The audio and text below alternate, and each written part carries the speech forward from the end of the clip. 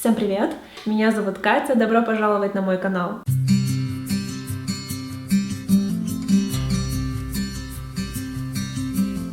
Это видео я хочу посвятить путешествиям, а именно самым красивым местам Греции. В этой стране мы были вместе с парнем примерно год назад и находились там довольно долго, целый месяц. Это был роуд-трип, мы поехали туда на собственном авто из Молдовы, где мы живем. Мы старались максимально много красивых мест охватить, но, конечно же, это за месяц невозможно, так что сразу скажу, очень много красивых мест, которые есть еще в Греции, не вошли в этот список только лишь потому, что мы там не успели побывать. И давайте сразу перейдем к списку. И я считаю, что если ты путешествуешь по Греции, то ты просто обязан как минимум один остров увидеть, рассмотреть вдоль и поперек, потому что без островов путешествие по Греции будет точно неполноценным. Мы долго выбирали, какой остров мы хотим посетить, и остановились на Закинфе, потому что такие классные, типично греческие острова, как Миконос или Санторини, нам были не по карману, они очень и очень дорогие, а Закинф — это такой идеальная середина, и плюс ко всему там находится очень прикольный пляж, который называется Shipwreck Beach или Navajo Beach. Это пляж, когда-то там было кораблекрушение, и этот ржавый корабль до сих пор там лежит, и там вместо песка такие прям белые рисинки, очень-очень красивые, и туда можно попасть лишь на лодке или на корабле, но мы, конечно же, это сделали.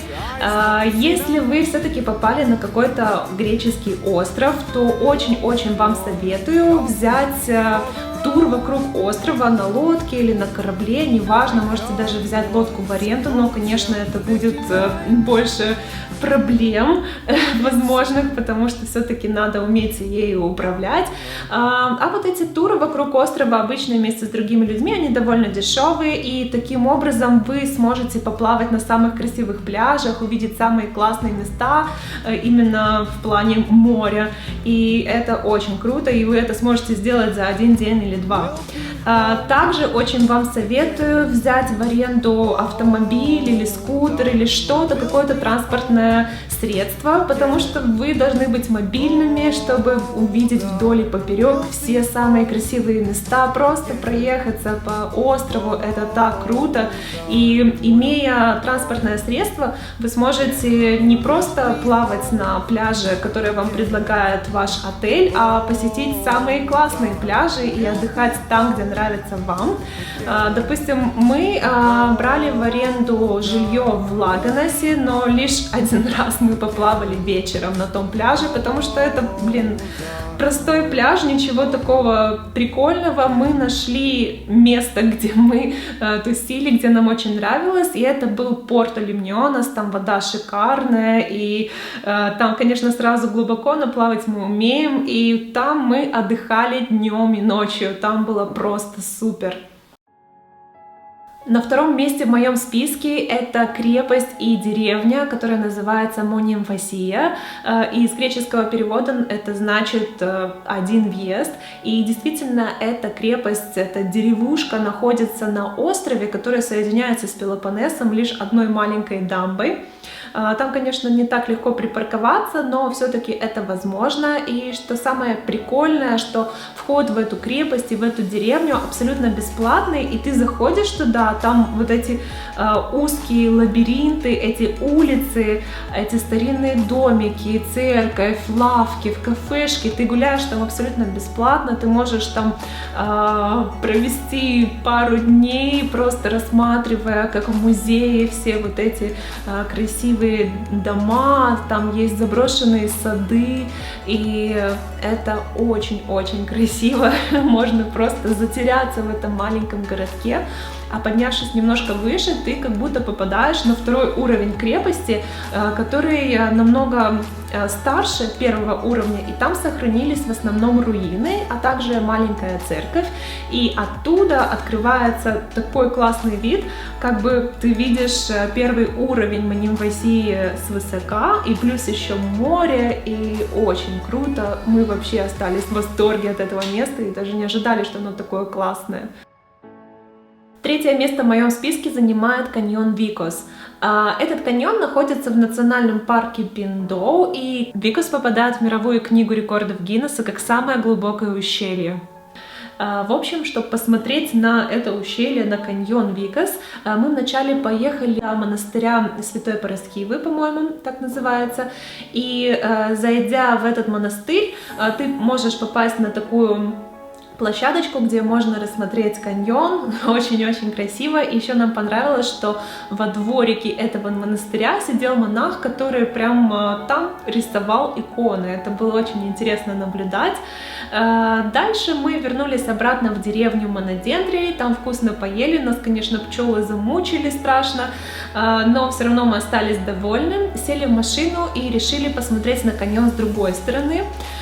И проезжая мимо леса из камней, там такие камни просто встроенные вот друг на дружке, это реально похоже на лес из камней. Мы проехали его очень красиво там и остановились рядом с смотровой площадкой, которая называется Оксия. И, по-моему, это самая крутая смотровая площадка ever, где я была, потому что просто находясь там, ты даже не веришь своим глазам, что это на самом деле с тобой происходит, что это на самом деле не просто какой-то плакат, а это есть природа, и это просто фантастический вид. На четвертом месте в моем списке это город Навплеон. Этот город даже когда-то был столицей Греции, и мне он показался намного уютнее Афин и даже не побоюсь этого слова, намного красивее. Это портовый город, и можно просто часами проводить время, гуляя по аллее Арванитиас. Там растут кактусы, их можно сорвать, кушать.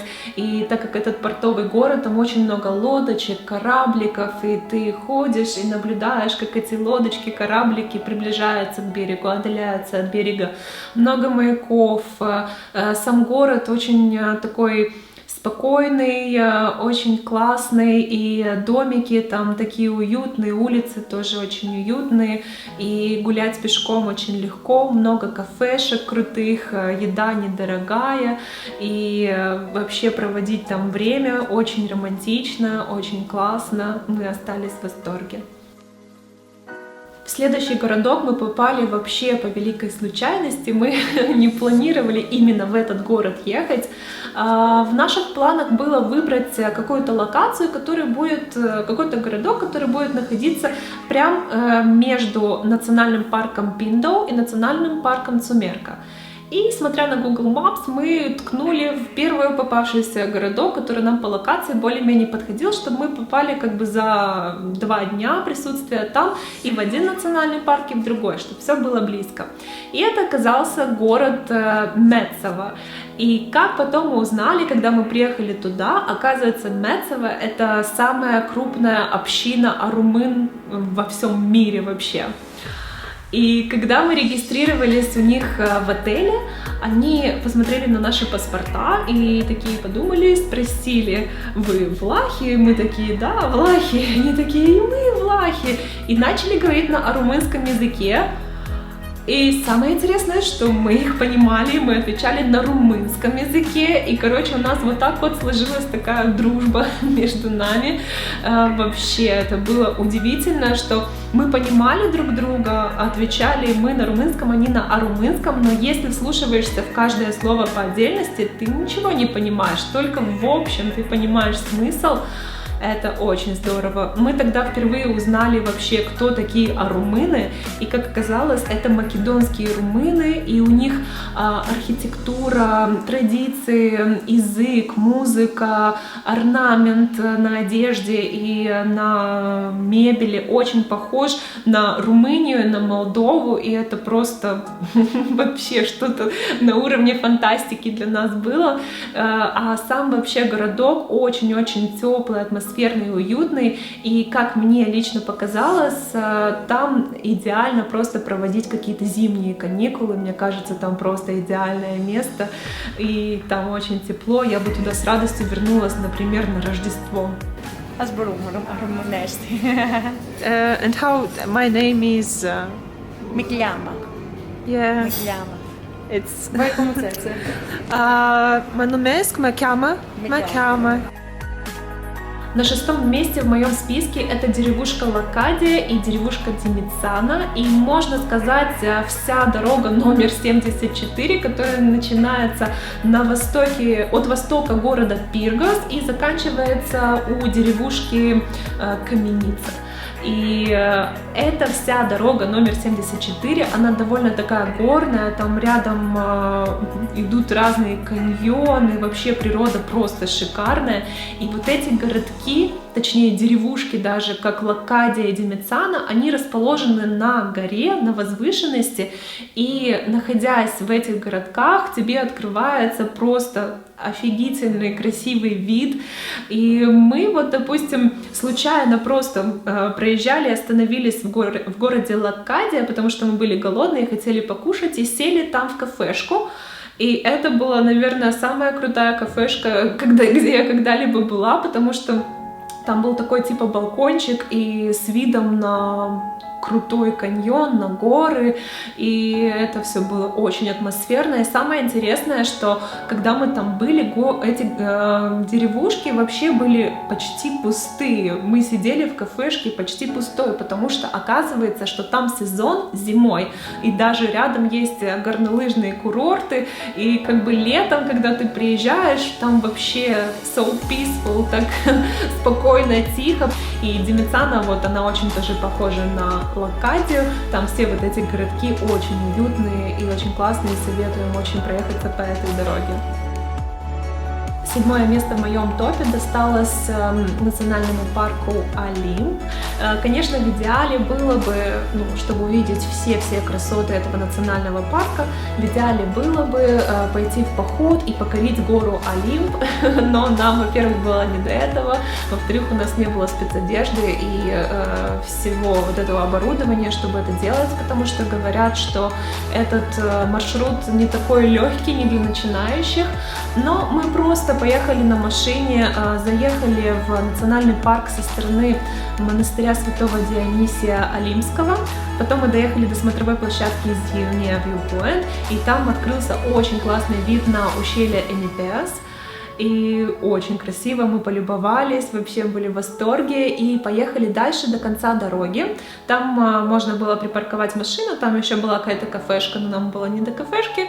И мы прошлись немножко пешком, и там увидели классный водопад Энипеас. Очень красивые фотки там получаются и очень атмосферно. Еще нам так повезло с погодой, и тогда как раз были такие облака, которые просто укутали горы, и это было как будто попадаешь в какой-то эльфийский мир, фантастически красиво. Вообще очень нам понравился этот парк, и очень надеюсь, что когда-то мы все-таки покорим гору Олимп, не просто так сбоку увидим эту гору. Восьмое место в моем списке занимает город Дельфи. И мне понравилось то, что всего лишь за 12 евро ты можешь посетить и музей, и зайти в городок, и там супер-супер красиво. Мы когда приехали туда, был как раз вечер, и мы успели купить билет и посмотреть музей. Зашли в музей, в музее сохранились все статуи там богов, разные фигурки, все богатства, которые когда-то были в самом городе Дельфи, и потом их перенесли в музей, чтобы они лучше сохранились, чтобы не портились от погодных условий. В музее все супер, нам очень понравилось. Потом переночевали, и рано-рано утром к открытию самого городка Дельфи мы зашли туда, и как раз еще нам повезло с погодой, был такой дождик, и было очень атмосферно гулять под зонтиком там и представлять, смотря на эти руины, как классно раньше там все было, как это все круто, очень нам понравилось, фотки получились тоже очень классные, видео, и довольные поехали дальше. И, кстати, современный городок Дельфи, который находится совсем рядом от этого древнегреческого города, Он тоже довольно уютный, там прикольно провести вечер, очень много кафешек, лавок, и мы ночью там были, посидели в кафешке, послушали живую музыку и покушали пиццу, на которой, кстати, сыра было в 2 раза больше, чем самого теста. Говоря о Греции, я не могу не упомянуть о метеорах и о тех классных монастырях, которые там находятся. Но почему аж на 9-м месте, а не среди первых? Потому что там слишком много туристов. Ну, настолько много, что просто это ужасно. Это ужасная суета, эти очереди, куча автобусов, не припаркуешься, ничего не сделаешь. Ужас. И мне кажется, это ужас был не только для нас, мы хотя тоже туристы, но это был для нас ужас.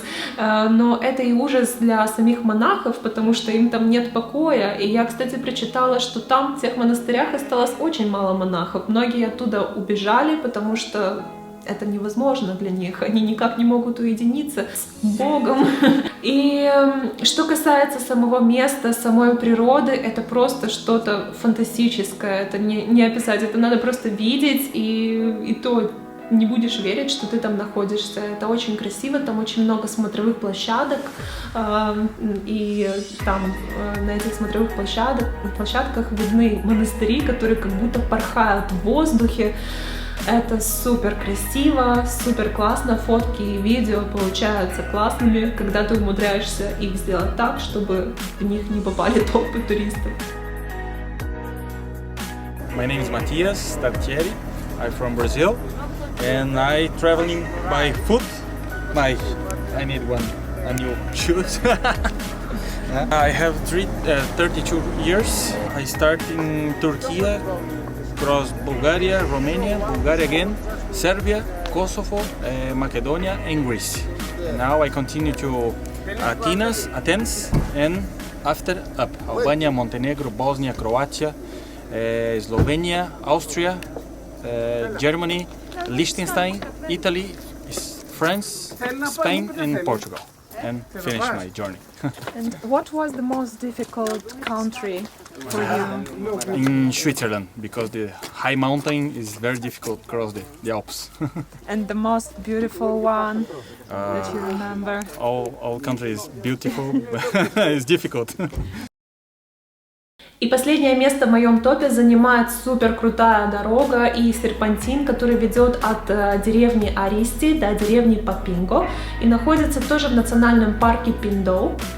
И просто, когда мы ехали по этой дороге, мы были в шоке, как красиво было по бокам эти горы, очень классная природа, проезжаешь через речушки. Это просто супер. А особенно мы были в восторге от серпантина. Мы вообще люди, привыкшие к серпантинам, мы очень часто едем по серпантинам, нам нравятся эти дороги, мы такие любители этого всего. Но именно этот серпантин был настолько крутой, что немножко было стрёмно по нему ехать. И самое классное, что нас ждало, это в конце этого серпантина мы остановились, и там была такая огромная гора, и мы были рады, наконец-то мы заснимем ее на дрон, поднимем дрон, и только мы подняли дрон, и там куча ласточек сразу слетелось, ласточки, видимо, им звук вот этот дрона напоминал звук каких-то насекомых, и они хотели скушать дрон. И мы от греха подальше опустили, пока они не повалили дрон.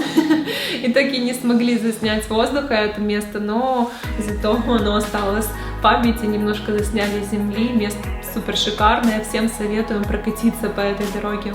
На этом все. Это все мои топ-10 красивых мест Греции. Я уверена, что в Греции еще просто полным-полно супер красивых мест, которые мы просто еще не успели посетить. Но я уверена, что как минимум еще пару раз мы в Грецию вернемся, потому что очень хотим еще отдохнуть на том классном море ионическом и на тех пляжах. Хотим посетить еще разные острова, увидеть их. Так что Греция еще нас ждет впереди. А вы, если были в Греции, если у вас есть какой-то свой топ, какие-то свои любимые места, обязательно пишите в комментариях, я с радостью запишу их тоже на будущее и пообсуждаю их с вами. И если вам понравился этот влог, ставьте пальцы вверх, подписывайтесь на мой канал. До новых встреч. Пока-пока.